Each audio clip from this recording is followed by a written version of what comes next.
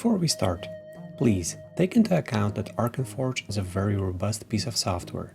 The way I use it is in no circumstances the only way to do it. It is far more flexible and allows various techniques to achieve the same goal.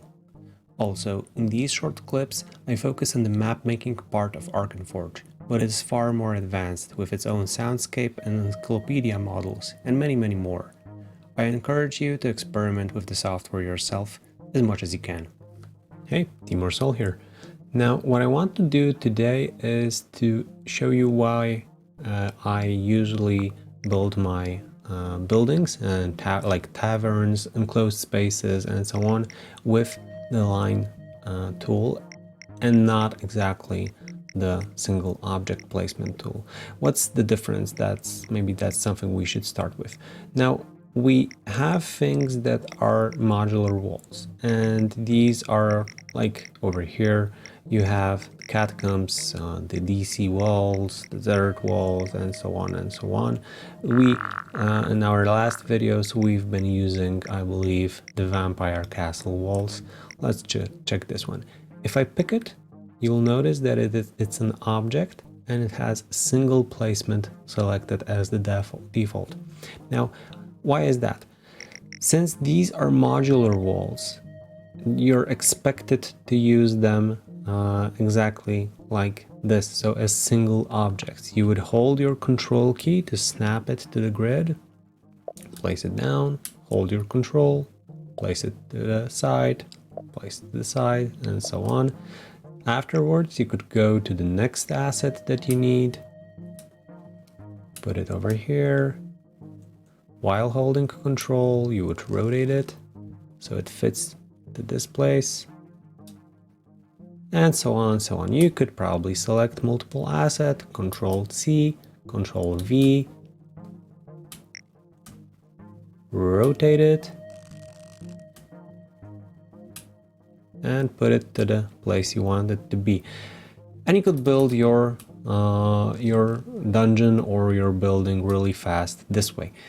Now, there's also the line tools that you could use to build walls like this, and that is actually my method of doing stuff. So instead of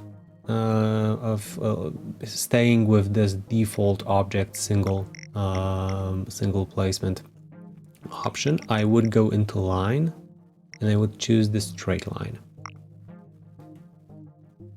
The important thing to remember is always to check your line width. If you didn't change it in your menu settings, cartographer, I believe, over here, you see the default line width.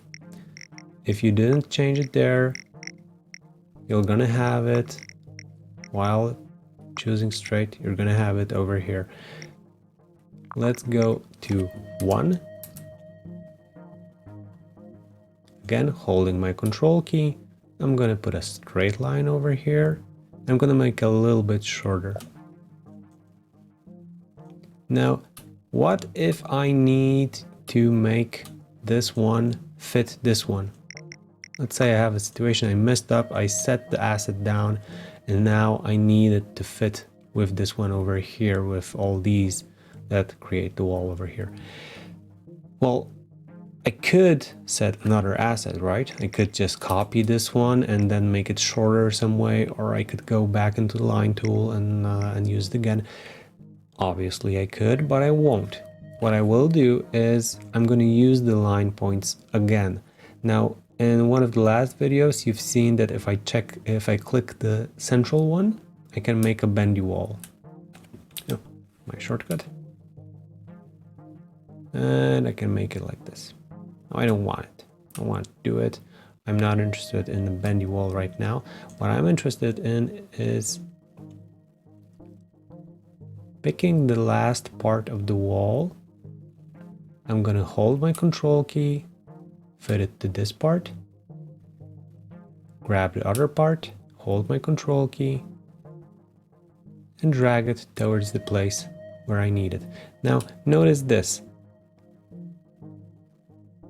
If I drag it really far, there's basically no difference. It just broadens the broadens the line, or it makes it larger, longer, but it doesn't actually make it look stretched. And the asset looks exactly the same on this and on this side. What this helps me to do is you can fastly place different types of lines on your map and then just adjust it after you've placed them. And this is actually the way I usually build bigger maps where I have a lot of walls and I don't have time to cherry pick each and every wall from the pre-made modular walls.